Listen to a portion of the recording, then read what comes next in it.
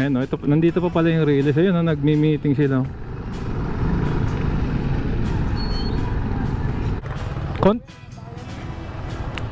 Guguhin ito. Kasama sila. Ito yung mga bahayan na gigibayin daw. Hanggang doon daw sa gilid ng simbahan. So ito gigibayin daw to lahat. Didemolish to oh.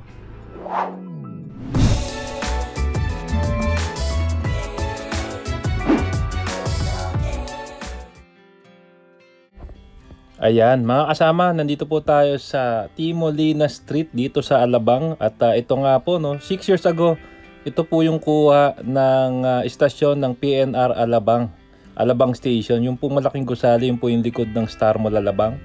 Makikita nyo, ayan no, wala pa pong bakod ngayon at marami pong mga nagtitinda.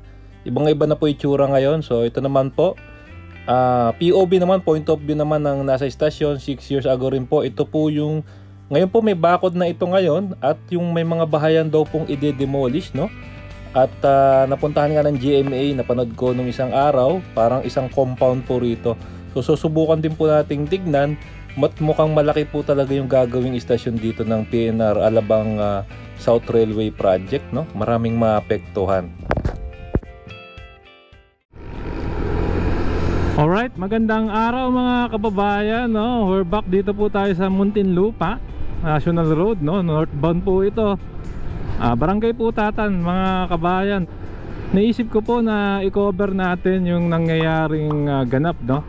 Alam niyo naman po na ituloy-tuloy yung progress ng PNR NSCR dyan sa norte going Clark. I-cover naman natin itong dito sa south. So pupuntahan natin yung Alabang Station. Ang balita ko mga kasama nagre-ready na ron no. Bukod po sa tatanggalin na yung release, napabalita sa TV kahapon ko lang napanood na may notice of demolition na raw yung mga tao rito. So sama lang kayo, check natin. So ito approaching Bayanan Muntinlupa na. Check natin na ang pagkaroon sa balita, kinurdunan na yung stasyon.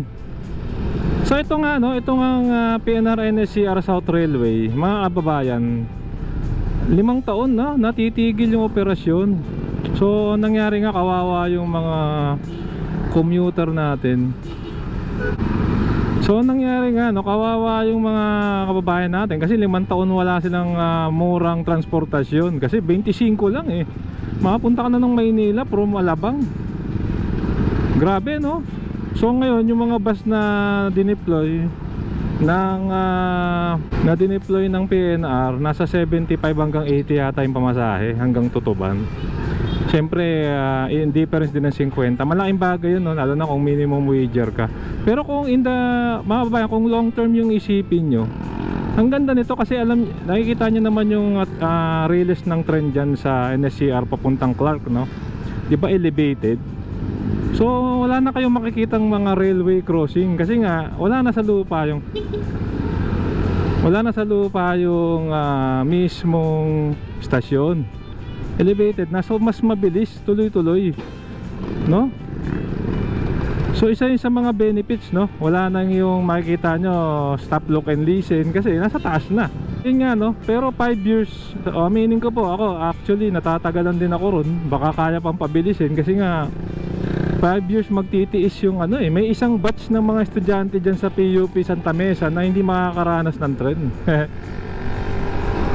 ng PNR. Yung iba ho, gumraduate na lahat, tren lang yung gamit transportasyon. May kilala po tayo na mga tao na yun lang yung form of transportation nila at nakapagtapos sila ng pag-aaral. Anyway, ito na nga, basta check lang po natin yung latest. Ito nga pala yung Star Mall, dadaanan natin no. Star Mall na ginigiba. Siyempre kung bago pa lang po kayo sa ating channel, ay inaanyayahan ko po kayo mag-like, mag-comment at subscribe. Hit yung notification bell para updated kayo pag may bago tayong video. So ito na, Star Mall.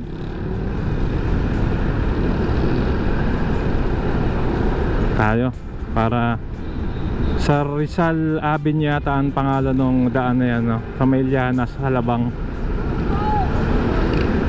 Ito na po Star Mall saglitan na ay wala na. Parang binagsakan ng bomba itong Star Mall Alabang. At yan, nahuli pa yung mga truck ko. Grabe So nagkataon lang din na yung Star Mall giniba. Tapos yung PNR ginagawa rin ngayon, no? Sakto nga, di ba? Alam niyo naman yung dati nung operational pa yung PNR, tsaka yung South Mall, itong Star Mall. Diyan dumadaan yung ano, yung mga pasahero, no? Diyan nagpapahinga, nagre-ready, bumibili ng pagkain, lalo na yung mga biyaheng Bicol. Ayan, so ito, dito na tayo.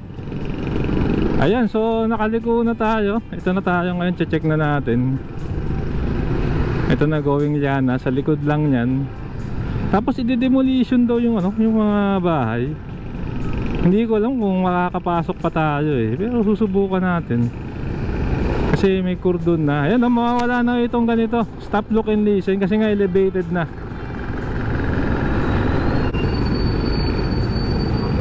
Ayan o, ito, nandito pa pala yung relays. Ayun o, nagmi-meeting sila.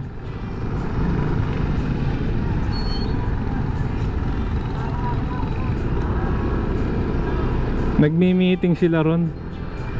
So baka may way makita natin yung relays, hindi natin mapasok.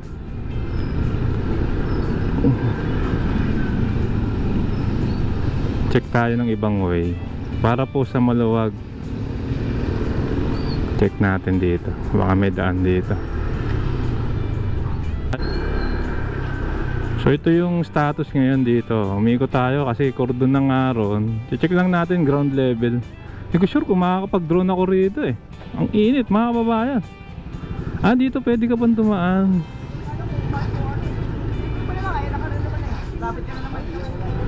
Dito pa yung relays oh.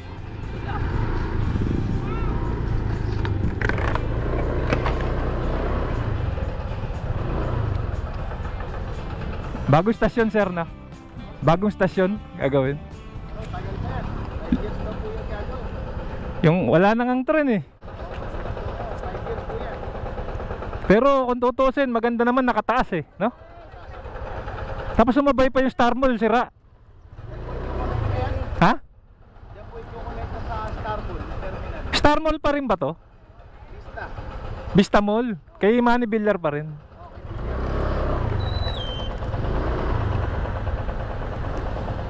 Napunta lang sa Alabang, sa papunta na yata ng Calamba ito eh, no? Diretso Bicol po yan. Ah, yun yung plano ng gobyerno, sir.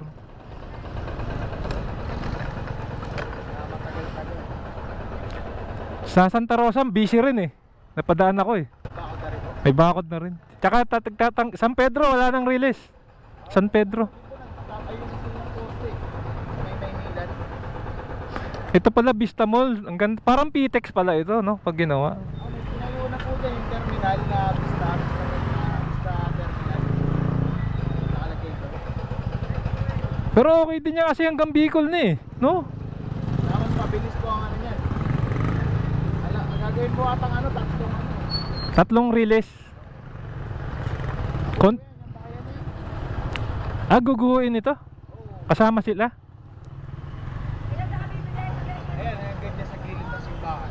Kasi malaki yata yung istasyon eh, no? Ah, hanggang gilid ng simbahan magugu.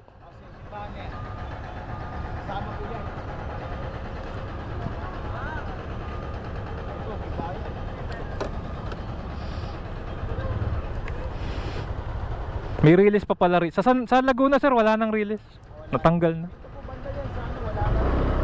Sa Putatan. Dito pala tatanggalin ito. Sige sir, thank you. Oho. 5 years, 5 years.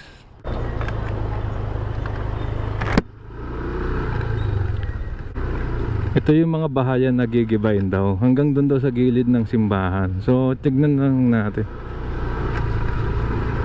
Medyo rough road. Ito mga kababayan, gigibayin daw to lahat. So maganda kasi yung kung nakita niyo yung plano ng ng gobyerno, yung istasyon, maganda yung istasyon. Nakakatakot naman, parang ang daming bubog.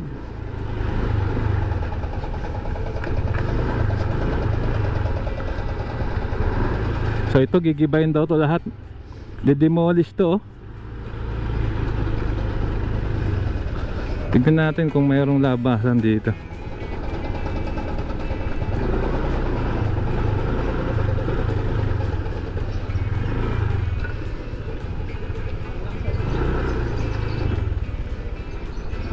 Pero nakakadaan yung tao eh.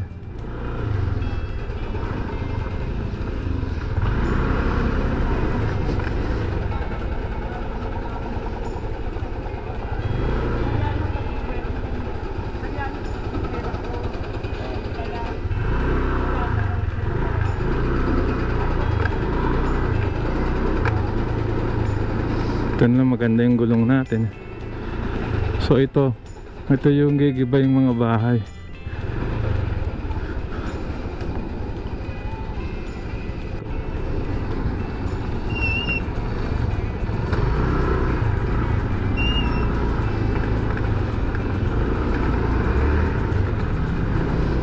Motor lang talaga makakadaan dito, tsaka bike. Pasukin natin. Ito Rayos del Sol compound.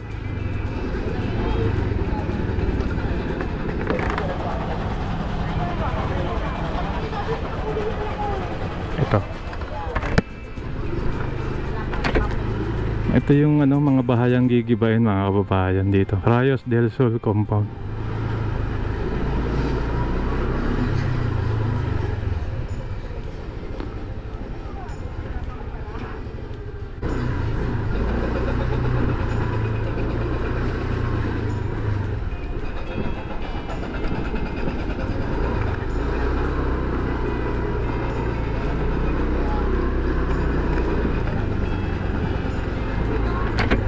Wala nang daan doon. Bala ko sanang tumagos, pero yun nga yun yung mga bahayang gigibain.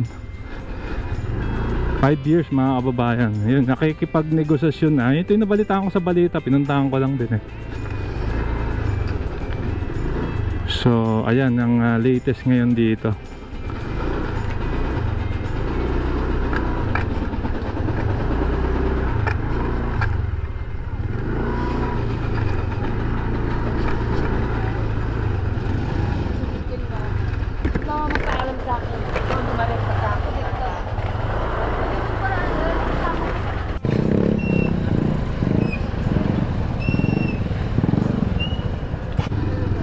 So yun na yun na yung latest dito. Yun nga yung compound na yun ay mabubura, tas hanggang dito sa likod ng simbahan. Yun, nakita ko yung simbahan eh. Makaliwa na lang ako rito. Ito yung simbahan, hanggang dito raw. So hindi gigibay yung simbahan, pero yun yung likod niya yun, dali. So yun na So susubukan natin mag drone, pero ayun mga kababayan, pupwesto lang tayo kung kaya natin medyo holiday, maraming namamasyal. Alright, hanggang dito na lang. Ito yun nga yung ganap dito nagbi-briefing dito nung dumaan tayo, yung mga manggagawa. So 5 years nga, sarado na talaga siya. Ayan, mukhang ang next step nila sarado. Katanggalan ng release. So abangan natin 5 years mga bayan, 20 sabihin iba na yung presidente nun pag ito'y natapos. Sana ma-expedite 3 to 4 years man lang para sakto.